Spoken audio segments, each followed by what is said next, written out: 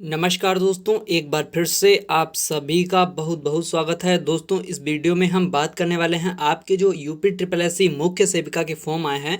तो इनमें बहुत से लोगों को डाउट है कि इसमें जो शैक्षिक अर्हता है तो वहाँ पर समकक्ष लिखा हुआ है, इसलिए बहुत से लोगों के समझ में नहीं आ रहा है आखिर इसका जो मतलब है वो क्या है समकक्ष का।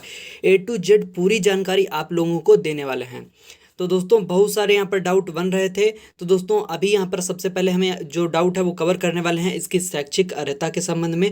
तो दोस्तों, चलिए वीडियो को फटाफट स्टार्ट करते हैं। वीडियो स्टार्ट करने से पहले मैं आप सभी से कहना चाहूँगा वीडियो को लाइक शेयर और चैनल को सब्सक्राइब कर लीजिएगा। सबसे पहले मैं आप लोगों को बताना चाहूँगा, ये आप लोगों के जो डाउट बन रहे हैं वो हैं क्या यहाँ पर BSc वाले, BCom वाले, MSc, B.Ed, MA ये लोग ऑनलाइन कर सकते हैं या नहीं कर सकते हैं, इस बारे में आप लोगों को जानकारी देने वाले हैं। तो दोस्तों, चलिए फटाफट देखते हैं।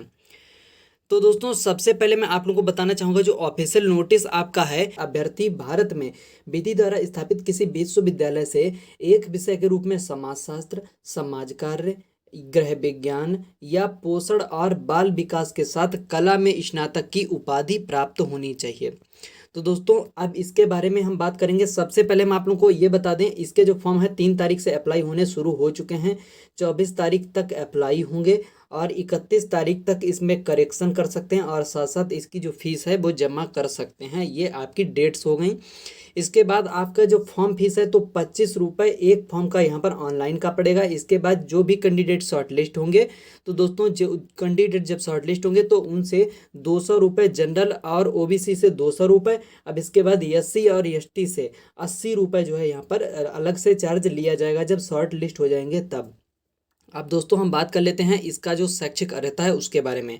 तो देखिए, इसके संबंध में मैं सबसे पहले आप लोगों को कुछ दिखाने वाला हूँ।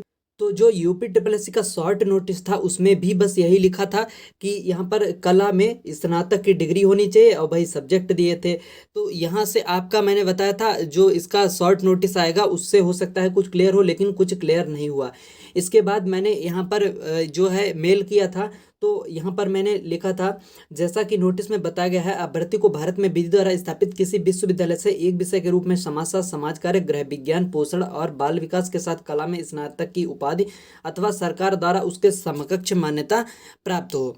तो दोस्तों, यहाँ पर मैंने समकक्ष का अर्थ पूछा था, तो यहाँ पर समकक्ष का अर्थ मैंने पूछा तो मैंने ये पूछा था कि इसमें BSc, BCom, MA वाले ये अप्लाई कर सकते हैं या नहीं कर सकते हैं।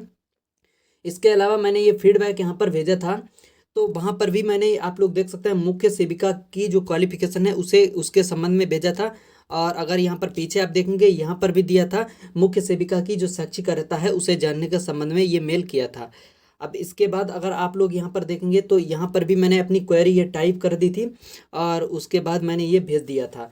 तो पूरी क्वेरी जानने के बाद आखिर यहाँ पर क्या रिजल्ट निकल कर आ रहा है वो मैं आप लोगों को बताने वाला हूँ। अगर दोस्तों आप लोगों ने BA कर रखा है लेकिन BA में ये सब्जेक्ट जो यहाँ पर बताए गए हैं वो नहीं है, लेकिन BA के बाद आपने MA कर रखा है, MA में जो सब्जेक्ट बताए गए हैं उनमें से एक सब्जेक्ट है तो भी आप अप्लाई कर सकते हैं। MA के बाद अगर आपने B.Ed कर रखा है, मतलब BA के बाद आपने डायरेक्टली यहाँ पर B.Ed कर रखा है और B.Ed में समाजशास्त्र, समाज कार्य, गृह विज्ञान अथवा यहाँ पर जो आपका अन्य सब्जेक्ट बाल विकास एवं पोषण दिया था उनमें से कोई है तो भी कर सकते हैं। BTC आपने कर रखा है और BTC में इन सब्जेक्ट में से कोई सब्जेक्ट है तो भी आप ऑनलाइन अप्लाई कर सकते हैं। कुल मिला के अगर आपने ग्रेजुएशन से ऊपर वाली जो भी डिग्री कर रखी है तो जो आपका ग्रेजुएशन है वो BA से ही होना चाहिए। BA के अलावा जैसे यहाँ पर BSc, BCom ये नहीं होना चाहिए। अगर BA के बाद में आपने अन्य यहाँ पर कोर्स कर रखे हैं और उनमें जो सब्जेक्ट बताए गए हैं उन सब्जेक्ट में से कोई सब्जेक्ट है तो आप अप्लाई कर सकते हैं। अब दोस्तों, बहुत से लोग यहाँ पर कह रहे हैं कि ऐसा नहीं है, ऐसे लोग अप्लाई नहीं कर सकते हैं, तो मैं आप लोगों को सजेस्ट करूँगा आप अप्लाई कर दीजिएगा। जो NM भर्ती हुई थी उसमें भी ऐसा ही हुआ था, जैसे फीमेल के लिए केवल भर्ती थी उसमें मेल ने भी अप्लाई कर दिया तो लास्ट में जो है वो फॉर्म जो है रिजेक्ट हो जाते हैं। वो आपके जो है जो आयोग है ऑफिस तक जाते हैं और उसके बाद वो रिजेक्ट हो जाते हैं। अगर आपका वहाँ पर कुछ गड़बड़ दिखता है तो आयोग जो है उसे रिजेक्ट कर देता है फॉर्म को। तो अगर आपने BA कर रखा है और BA में आपके पास वो सब्जेक्ट नहीं है जो कि मांगे गए हैं, लेकिन आपने आगे BTC, B.Ed, MA अथवा कोई अन्य कोर्स कर रखा है और जो यहाँ पर सब्जेक्ट बताए गए हैं उनमें से कोई भी एक सब्जेक्ट है तो आप उसमें जो है अप्लाई कर सकते हैं। कोई भी दिक्कत आपको नहीं होने वाली है, आप लोग अप्लाई कर दीजिएगा। ये आपका समकक्ष अर्हता के संबंध में था। अब इसमें जो कैंडिडेट हैं वो आपके 15 गुने शॉर्टलिस्ट किए जाएंगे। टोटल आपके 2693 पद हैं और यहाँ पर 15 गुने इसके शॉर्टलिस्ट किए जाएंगे। लगभग 40,000 कुछ यहाँ पर अभ्यर्थी जो हैं परीक्षा में बिठाए जाएंगे। और इसके अगर कट ऑफ के बारे में बात करें तो 1 से 100 के बीच, मतलब आपका जो कट ऑफ है यहाँ पर कुछ भी नहीं जाने वाला है। अगर आपका 1 नंबर तक है तो आप लोगों को परीक्षा में बैठने को मिल जाएगा, क्योंकि यहाँ पर ज़्यादा कैंडिडेट अप्लाई नहीं कर पाएंगे, क्योंकि यहाँ पर जो दिया गया है, जो एलिजिबिलिटी है उसके हिसाब से पूरे कैंडिडेट ही नहीं बैठ पाएंगे। तो दोस्तों मिलते हैं नेक्स्ट वीडियो में।